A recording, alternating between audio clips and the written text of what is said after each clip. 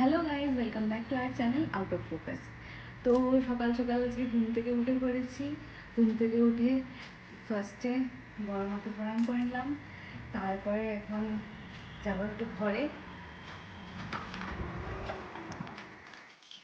গিয়ে এখন একটু টুকটাক ঘরের কাজ রয়েছে, যেমন বিছানা গোছানো, তারপরে জানলা ফাল্লা সব খুলে দেবো, একটু ঝাড়পোছ করবো, তারপর যাবো উপরে। অলরেডি মাছ চলে এসছে, তো কী কী মাছ এসছে তোমার সাথে দেখাচ্ছি।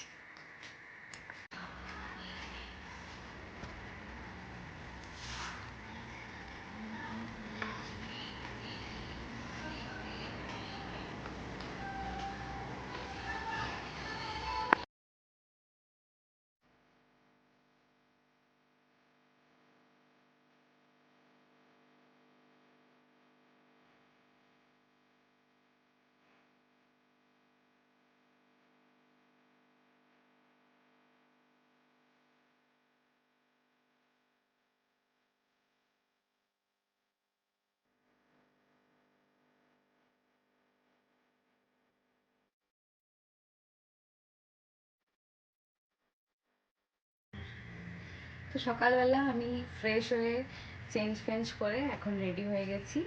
এবার একটু রান্না করব। তো ফার্স্টে এখানে বলো, গুড মর্নিং। ভালো যাক আজকে সবার দিন। এবার আমিও রান্নার কিছু করবো, স্পেশাল কিছু, দেখতে থাকবে তোমরা। তো তোমাদের সাথে শেয়ার করছি আজকে আমাদের দুজনের একটা স্পেশাল স্পেশাল রান্না। চলো দেখতে থাকো।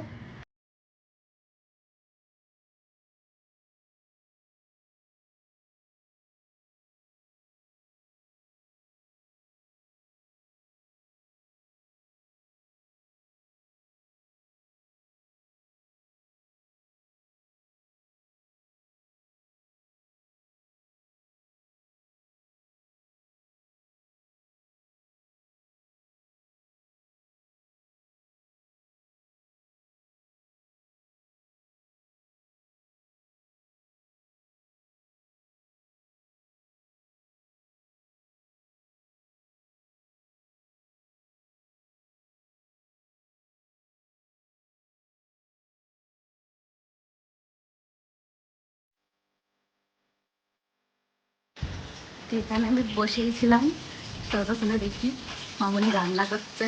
কী রান্না করছে বলো তুমি? ঝিঙে আলু পাতুরি করছি আমি। ফার্স্টে আলু ভেজেছ, কালো জিরে ফোড়ন দিয়ে আলু ভেজেছে। এখানে ঝিঙে রয়েছে, সর্ষে পোস্ত বাটা রয়েছে, আর তারপরে আমি বানাবো লোটে মাছ। তো আলুটা ভাজা হোক, তারপর তোমাদের সাথে শেয়ার করছি কী কী দেওয়া হবে। এখানে হলুদ দিল,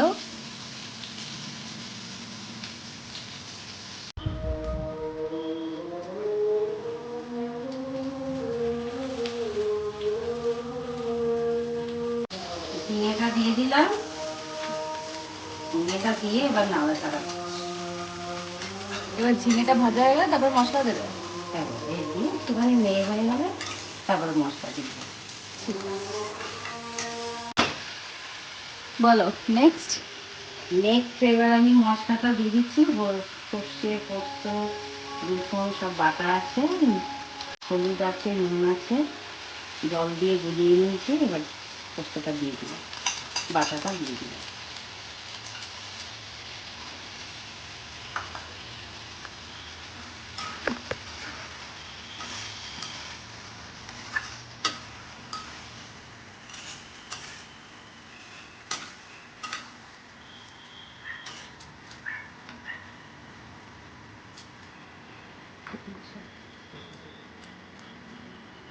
আর কি ভালো তো। এটা দেখাস কেন?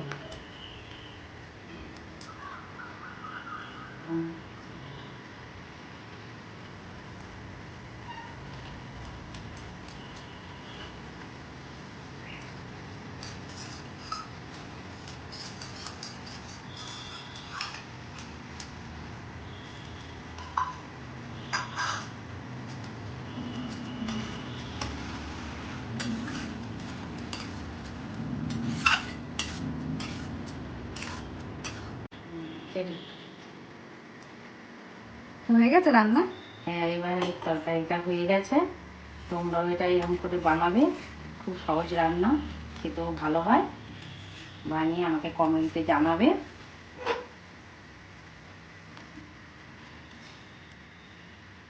তরকারিটা এবার নাবিয়ে ফেললাম।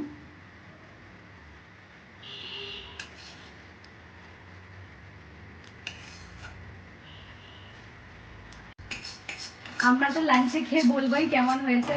তোমরা অবশ্যই কমেন্টে আমাদেরকে জানাবে যে তোমরাও বানাবে, বানিয়ে জানাবে যে কেমন লাগলো আর টেস্ট কেমন হয়েছে। আর আমরা দুবেলা খেয়ে জানাবো যে কেমন খেতে হয়েছে। আর এবার আমি বানাবো লোটে মাছ। তো দেখাচ্ছি তোমাদের কিভাবে কিভাবে বানাই। তো লোটে মাছ বানানোর জন্য এখানে ফার্স্টে আমি কড়াইতে তেল দিয়ে দিয়েছি আর তার মধ্যে একটা শুকনো লঙ্কা ফোড়ন দিয়ে দিয়েছি। তারপর আমি বেশ দুটো বড় বড় পেঁয়াজ কেটে রেখেছিলাম, পেঁয়াজটা পুরোটা ঢেলে দিলাম। এবার পেঁয়াজটা যতক্ষণ না গোল্ডেন ব্রাউন হচ্ছে ততক্ষণ আমি ভালো মতন ভেজে নেব।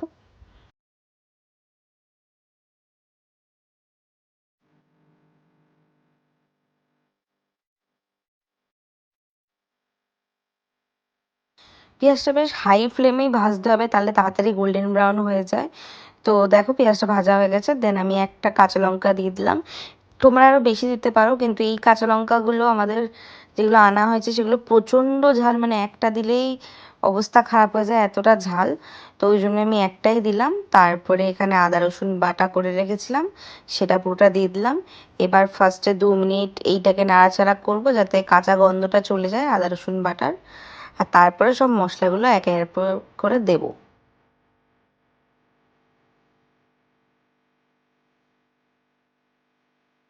2 মিনিট হয়ে গেছে, মোটামুটি কষে গেছে, দেখো হালকা হালকা তেল ছাড়ছিল। তো এবার দিয়ে দেবো মশলাগুলো। তো মশলাগুলোর মধ্যে ফার্স্টে আমি দেবো চিনি। চিনিটা দিলে ভালো মতন একটু ক্যারামেলাইজ হবে। আর চিনির সাথে কাশ্মীরি রেড চিলি পাউডার দিলে খুব সুন্দর একটা কালার আসে। তো ওই জন্য ফার্স্টে আমি এই দুটোকে দিয়ে একটুখানি কিছুক্ষণ নাড়াচাড়া করব। তারপরে এটা একটু মানে এটা 2 মিনিট রেখে তারপরে দিয়ে দেবো বাকি মশলাগুলো। এবার এইখানে দেখো আমি ফার্স্টে দিয়ে দিলাম হলুদ গুঁড়ো। তারপরে আমি দিয়ে দেবো যে ঝাল লঙ্কার গুঁড়ো, সেটা আমি অল্প একটু দিচ্ছি যেহেতু ওই একটা কাঁচা লঙ্কা দিয়েছি ঝাল। তারপরে জিরে গুঁড়ো দিয়ে দিলাম, ধনে গুঁড়ো দিয়ে দিলাম। আর এখানে কষানোর জন্য ফার্স্টে অল্প করে নুন দিলাম, তারপর আবার দেবো নুন। তো এবার এটাকে ভালো মতন কষাবো যতক্ষণ না তেল ছাড়ছে।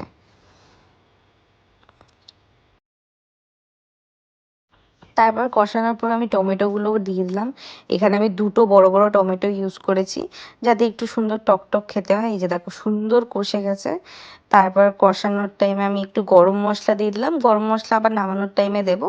বাট আমার এটা ভালো লাগে যে কষানোর টাইমে একটু গরম মশলা দিয়ে দিলে বেশ সুন্দর একটা গন্ধ বেরোয়। তো এই যে দেখো আমি ভালো মতন কষিয়ে নিচ্ছি, সব রকম মশলা দেওয়া হয়ে গেছে। এবার মাছগুলো যেগুলো রেখেছিলাম এগুলো কিছু মেশাবো না, শুধু জাস্ট ওপর থেকে আমি দিয়ে দিচ্ছি মাছগুলো। এবার ওপর থেকে দিয়ে এটাকে সমানভাবে পেতে রেখে আমি ঢাকা দিয়ে দেবো। আর সেটাকে আমি মোটামুটি 2 মিনিট মতন রাখবো। তাতে মাছটা মোটামুটি 70% মতন সেদ্ধ হয়ে যাবে এবং আমার কাঁটাটা বের করতে সুবিধা হবে। এই যে দেখো এইটাকে মাছগুলোকে ছড়িয়ে দিলাম। এবার আমি এটাকে ঢাকা দিয়ে দেবো।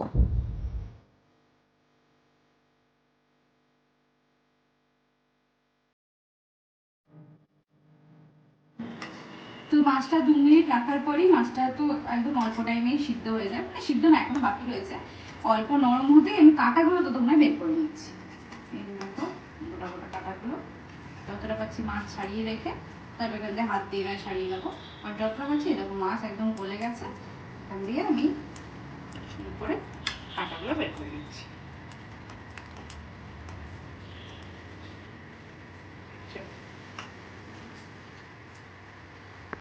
কাঁটাগুলো বের করে দেওয়ার পর তারপরে যতটা জল বেরিয়েছে এবার গ্যাসের একদম হাই ফ্লেম করে জলটা শুকিয়ে নিচ্ছি।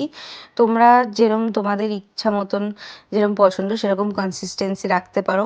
একটু এরকম জল জলও রাখতে পারো, এতেও টেস্ট ভালো হয়। আর পারলে একদম শুকিয়েও নিতে পারো, ওটার টেস্ট আরও ভালো হয়। তো এখানে মাছটা পুরো রেডি।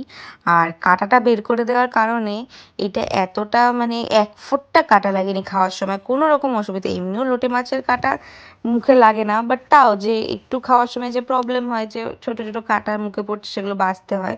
তো এই কাঁটাগুলো ওই টাইমে বের করে নেওয়ার জন্য সেটুকু প্রবলেমও হয় না।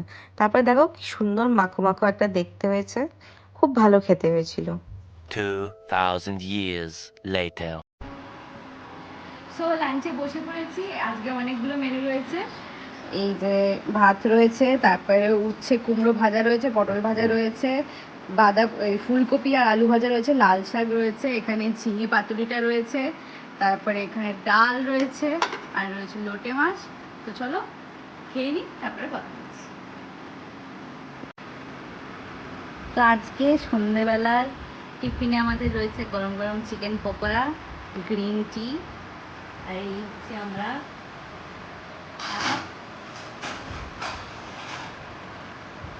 হাই করো তুমি ওখান থেকে। Hi, hello. তো আমরা এখন চা খাবো, গ্রিন টি খাবো। সো আজকে ডিনার হয়ে গেছে, ডিনার করে একেবারে নিচে এসেছি। গরমে আর ভালো লাগছে না, ইচ্ছা করছিল না, আর ফোনে একদম চার্জ ছিল না, ওই জন্য চার্জটা করে তারপর ভুলে গেছি ব্লগ বানাতে। ডিনার করা হয়ে গেছে। তো আজকে একটা কাণ্ড ঘটেছে। আসলে সারাদিনে এইসব কাজকর্মের মধ্যে আর আমারও গাফিলতা আছে, আমি একদম জল খাই না। ওই জন্য আমার বর আমাকে একটা বাচ্চাদের মতো বোতল এনে দিয়েছে, বলেছে প্রতিদিন এই বোতলটা মেপে মেপে 4 বোতল জল খেতে। তো আমার এখন এটাই সারাদিনের কাজ। এই এখনো তারা দেখাচ্ছি এরকমভাবে খাওয়া যাচ্ছে।